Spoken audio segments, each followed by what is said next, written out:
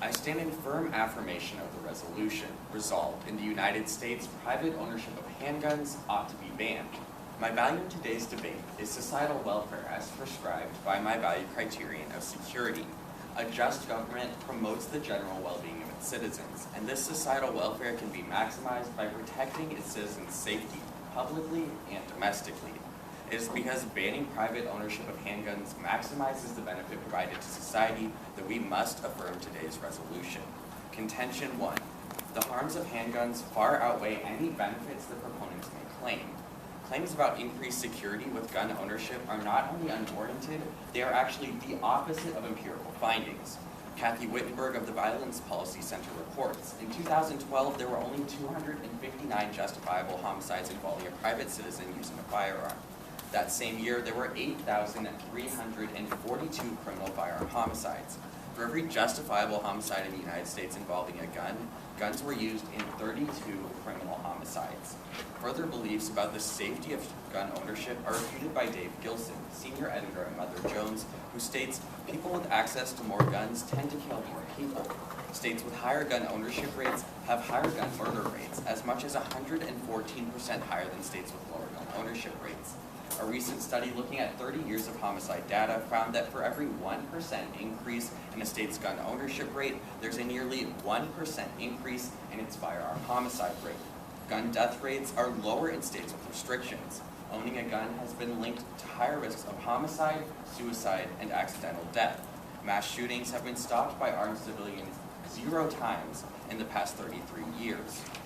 Gilson also specifically analyzes the claim that gun ownership makes homes safer, stating, for every time a gun is used in self-defense in the home, there are 7 assaults or murders, 11 suicide attempts, and 4 accidents involving handguns in or around a home.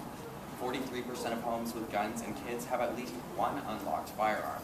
In one experiment, 1/3 of 8 to 12-year-old boys who found a handgun pulled the trigger. A study in Philadelphia found that the odds of an assault victim being shot were 4.5 times greater if he carried a gun. His odds of being killed were 4.2 times greater. Thus, one can see that when the hypothetical benefits of gun ownership are analyzed, their claims to safety are better supported in an affirmative world without private ownership of handguns. Societal welfare is best protected and most secure when guns are banned, which has successfully decreased the detriments they provide to society and individuals. Contrary to what many individuals may believe, owning guns actually decreases safety, even in cases of self-defense. For these reasons, I strongly urge an affirmative ballot, and I now stand open for cross-examination.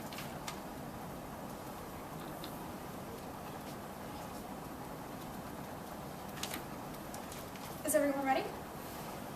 Then let's begin. When has a handgun ban actually been successful? There have been a number of countries with lower gun-related death rates than the United States that have implemented handgun bans. For example, one of the strongest examples comes from the country of Australia, whose overall murder rate is actually 4 times lower than the United States. But when they instituted this handgun ban, were they only decreasing handgun crime or crime in general?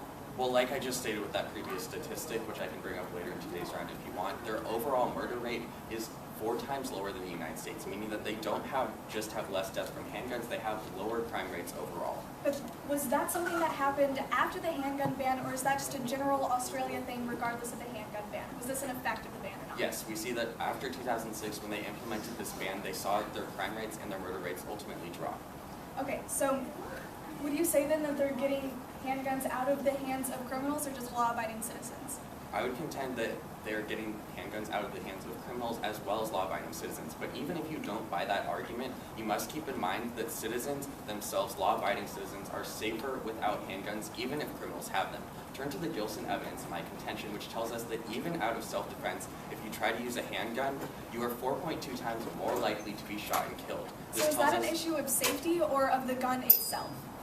What this tells us is that it's an issue of having guns as well as an issue of safety. What we must recognize is that although people may think that they're safer when criminals have handguns, if they have a handgun for self-defense themselves, ultimately that is not supported empirically and it actually decreases their own safety. Okay, thank you. We are out of time.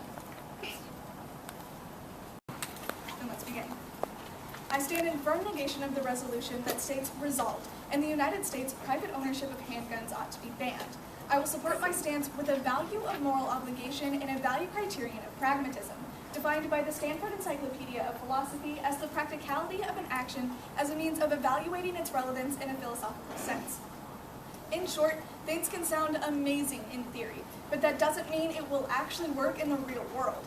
Therefore, it follows that we have a moral obligation to do things that result in real-life benefits. Observation 1. Ought implies can. This is a method used to test moral command. If you cannot do something, then you are not morally obligated to do that thing. Professor Theodore Grayek explains, it means that we should not blame people for failing to do what they cannot possibly do. Seen in this way, the principle tells us that our obligations are restricted to what is humanly possible. The real world puts a limit on ethical responsibility. Contention 1. Banning the private ownership of handguns fails to solve for the issue of violence. Subpoint A. Gun restrictions do not reduce gun crime. A recent study published by the Harvard Journal of Law and Public Policy concluded that there is a negative correlation between gun ownership and violent crime in countries internationally. More guns equals less crime. The 9 European nations with the lowest gun ownership rate have a combined murder rate of 3 times that of the 9 European nations with the highest gun ownership rate. Nearly 2010 justifies. There have been 2 meta-studies of all of the available research on gun control. Both reports concluded that research proved inconclusive. Gun control laws could not be shown to have reduced violent crime, accidents, or suicide with any statistical certainty. However, there is a negative correlation seen via the Harvard evidence. According to Don B. Cates in July of 2013, multiple comprehensive studies find gun restrictions do not reduce gun crimes because criminals ignore laws. Criminological studies conclude that victims with guns are less likely to be seriously injured than victims without. The National Academy of Sciences in 2004 could not identify any gun restriction that reduced violent crime, suicide, or gun accidents. The CDC, who endorses gun control and bans, likewise could not identify any gun control measure that had reduced murder, violent crime, suicide, or gun accidents. Subpoint B. A ban on private ownership serves to disarm law-abiding citizens, but has little impact on criminals.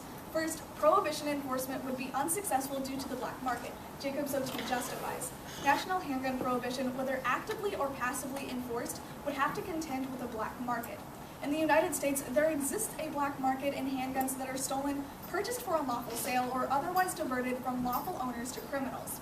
As many as 7,500,000 guns are stolen each year.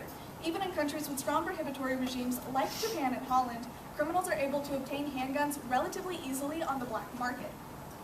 Additionally, gun ownership is already illegal for felons. There is no good reason to suppose that people intent on arming themselves for criminal purposes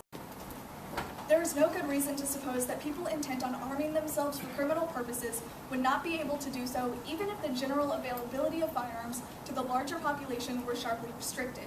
Here, it may be appropriate to recall the first law of economics, a law whose operation has been seen sharply in evidence in the case of the prohibition, marijuana and other drugs, and a host of other banned activities and substances. Demand creates its own supply.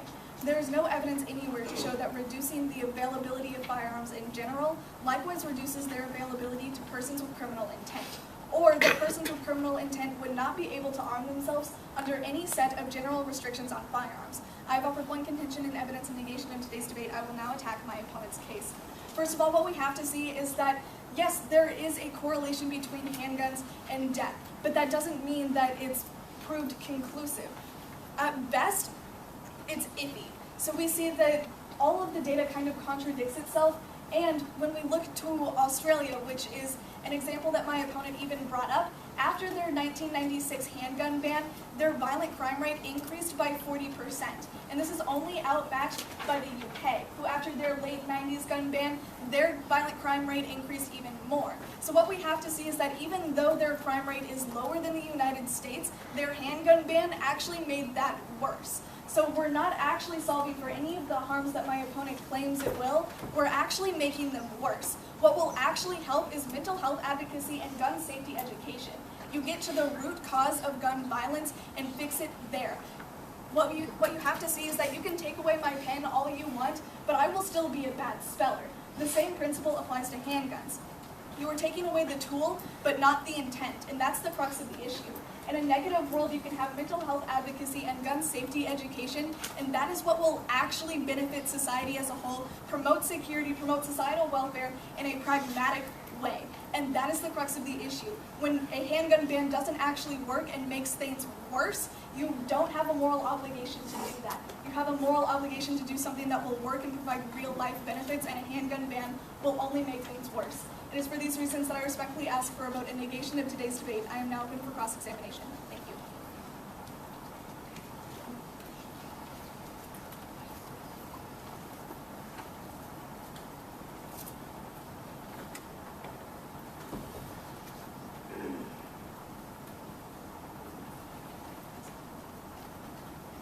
Is everyone ready?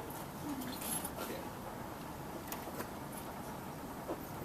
If something has been poorly implemented in a number of countries but successful in other countries, does that prove that there's a flaw with the entire idea itself, or that certain countries simply didn't implement it the correct way? Well, what we have to see is that all of the implementations that we've tried or that are actually feasible. Are you contending In that reality? every single implementation of a handgun ban has been unsuccessful? Well, the evidence that I have states that the UK, Seattle, Milwaukee, Okay, Australia, so you referenced Japan. that there's a 40% increase in other kinds of crime after Australia implemented a handgun ban. Where did this evidence come from? That was from a Reuter and Moses study, and their study has been corroborated by a lot of other studies. How and do I you can bring respond to the evidence. United Nations Office on Drugs and Crime, which tells us that Australia has a 4 times lower overall murder rate than the United States, taking into account other forms of murder that don't use handguns?